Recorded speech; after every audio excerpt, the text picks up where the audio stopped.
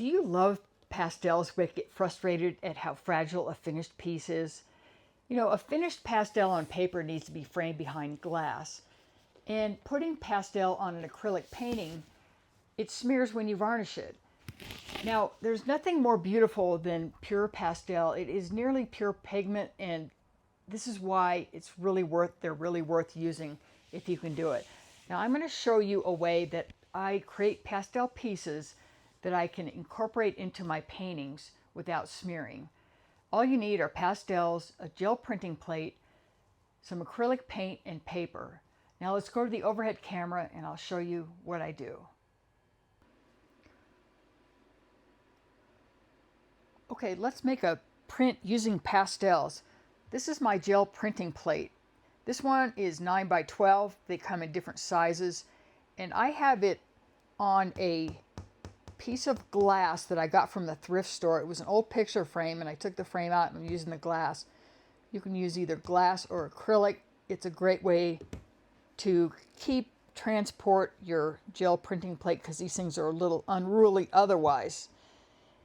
And one thing I forgot to mention as a supply is a speedball brayer. This rolls on the paint very nicely, which we'll do after the pastel goes down. But I wanted to give you a little tip here. If you use brayers, I don't wash them off. As you see, there's dried paint on here. And when the paint gets thick enough, build up after several uses, it will actually peel off. And I don't want to do it right now because it will take a few minutes. So let the paint build up. Don't worry about washing it. And then you can always peel it off and it will look almost new again. So here's my pastels. I picked out some colors that I love. I mean, why not? Just use colors you love. My big tray of pastels are right here. I got to show it to you again because there's so many great colors. These are Senneliers. Links in the description if you want to get your own. And I'm going to do a drawing on printing paper. You could probably use about any kind of printing paper, but I'll show you what this is. This Jack Richardson printmaking paper. That's just for the initial drawing. I'm going to draw on this paper and then we're going to transfer to this. And then, so that begs the question, why don't you just draw right on the printing plate, because it has a tacky surface and pastel likes some kind of a surface where the pigment comes off. Well, what I have found is some colors are softer than others. I'll give you a little example here. There's a yellow that comes off pretty good.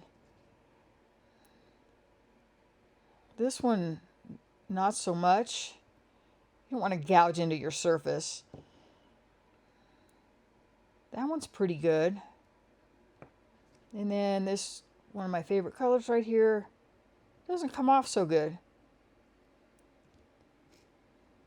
So I'm going to leave that there. It'll be part of the final print. But what we're going to do now is get that plate out of the way for a minute and just do something wild and crazy on this paper, just so I can show you my idea here.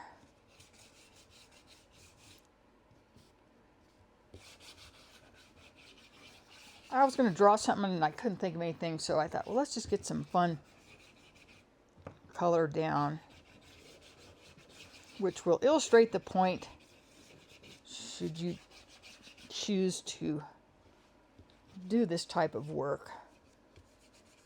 The gel printing plates are really handy. Boy, you can make leaf prints and stuff.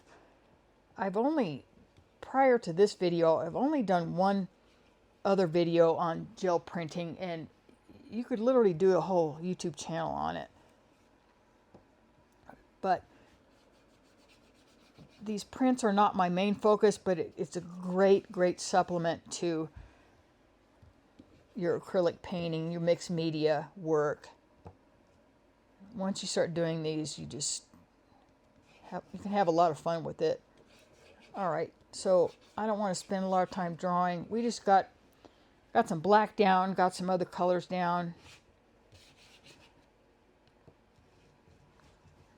Now I'm going to get the pastels out of the way.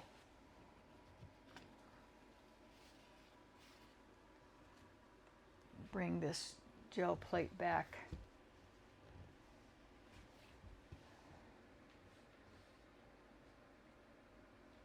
Okay, so I'm going to turn this over and we're going to press it down. This paper I'm using just so happens to be the same size as my plate.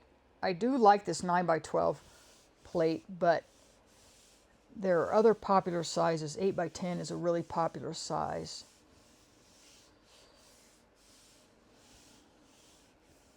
And they make larger ones too. I have a larger one. So again, you don't need a lot of pressure, but we'll see what happens here. So the color has transferred, and there's also still plenty left on the paper, which could be used again.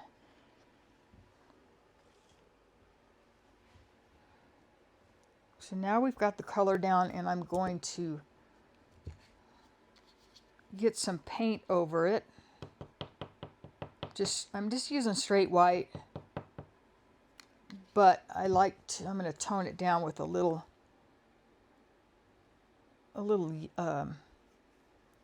nickel azo gold, so it's not straight white. I like my white a little warmer most of the time.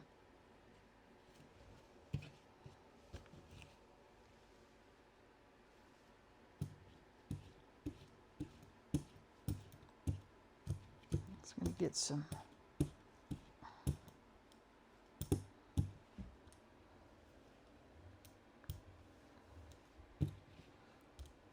roll that over.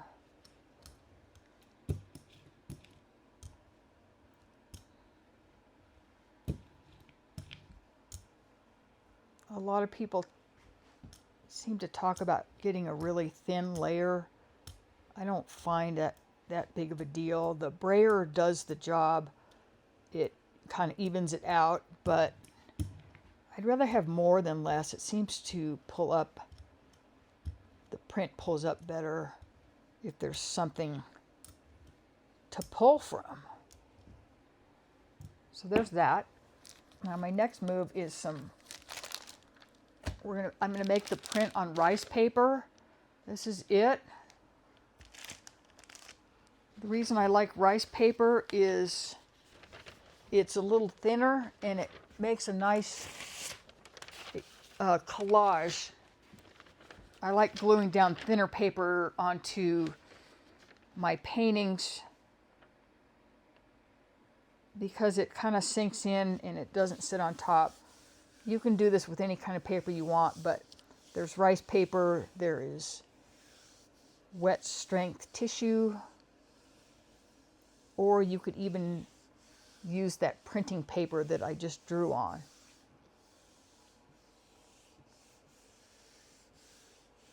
Just got a nice even pull here. This is printing in its simplest form. You could put more layers down.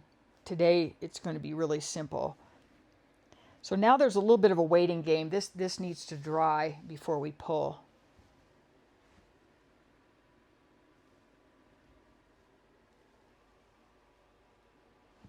Okay, I believe this is dry by now. And I just want to say before I pull this, you can leave this overnight.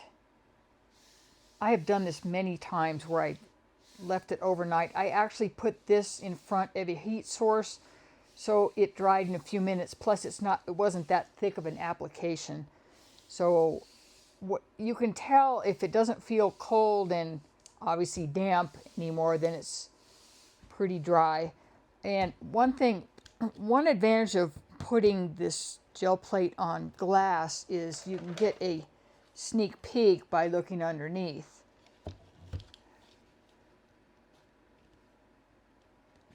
But here we go. Okay, I'm going to start peeling it. Pulling, whatever.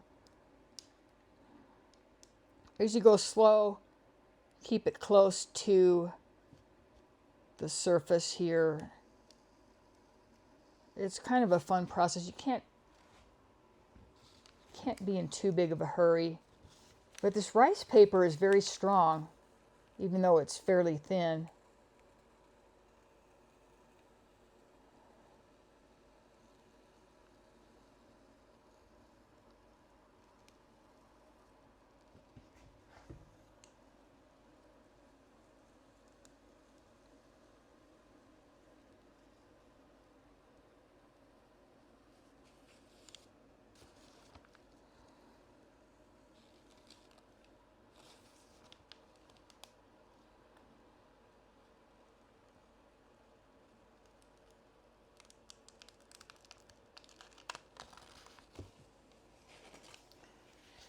So there's the print, and you can see there's a little ghost image left on the plate. I usually leave that because I don't mind fun things happening on my next adventure with my gel plate. I don't mind this being left here. It'll come up in the next print, and you can see right here the ones that I drew directly on the plate actually came through pretty bright.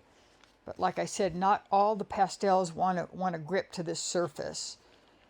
And when I use this in a collage, I like to tear the edges. I like torn edges. I don't like scissor edges or straight edges. So before I ever use this in something,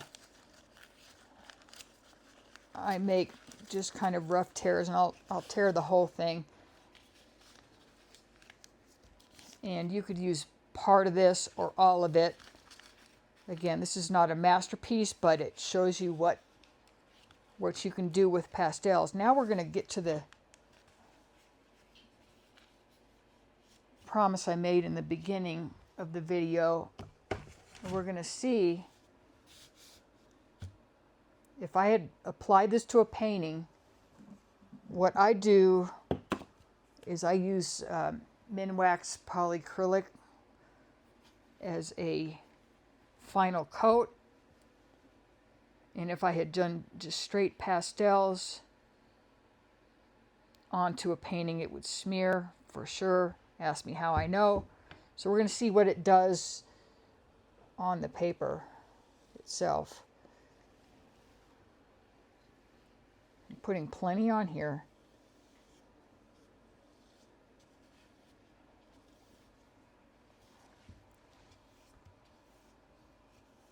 I don't see any smearing.